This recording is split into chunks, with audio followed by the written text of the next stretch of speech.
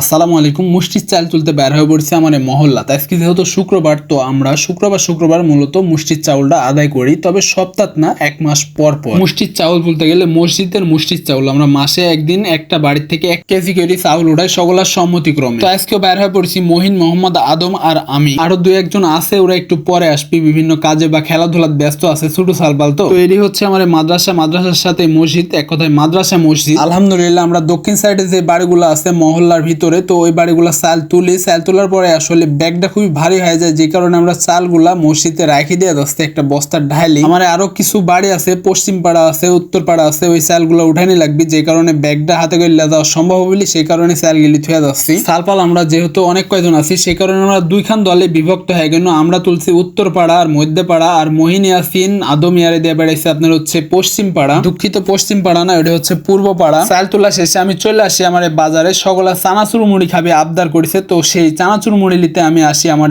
বাজারে।